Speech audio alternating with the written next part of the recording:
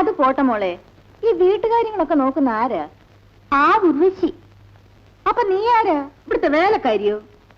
അതാ ഞാനും ആലോചിക്കുന്നത്. ഒന്നും ആലോചിക്കാനില്ല.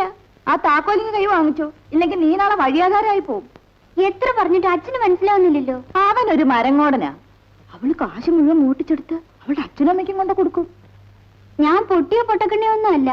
അവളെ ഞാനും ഗവനിച്ചുകൊണ്ട് തന്നെയായിരിക്കുന്നത്.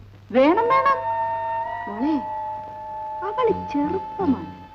വെളിയിലെങ്ങാനും കറങ്ങാറുണ്ടോ? ആ എനിക്കറിഞ്ഞൂടാ. അയ്യോ പാവം, നീ കൊച്ച പെണ്ണല്ലേ. പിന്നെ വല്ല ആൺപിള്ളേര് അവളെ കാണാൻ ഇവിടെ വരാറുണ്ടോ? 1-2 പേര് വരാറുണ്ട്. എന്റെ ദൈവം തമ്പുരാനെ, ഈ തറവാടിന്റെ മാന എന്തായി? ആ കുന്തടിക്കുന്നു, അവക്കായിരിക്കും. വാ പോയി നോക്കാം. ഹലോ, ഞാൻ ശോഭയാണ്.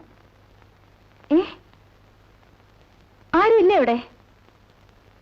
ശരി, ഞാൻ ഇപ്പൊ വരാം. നിക്കടി അവിടെ, എനിക്കിത് രണ്ടിലെന്നറിയണം. നീ എവിടെ പോന്നു? കണ്ടവന്റെ ഫോൺ വന്നോണ്ട് അവളുടെ ഇറങ്ങിയൊരു ഓട്ടം.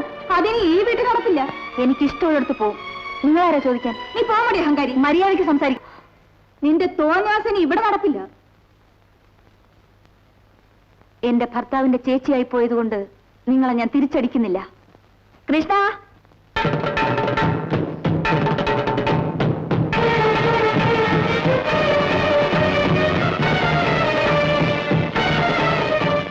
ഇയാളെ നിങ്ങൾക്കറിയാമോ?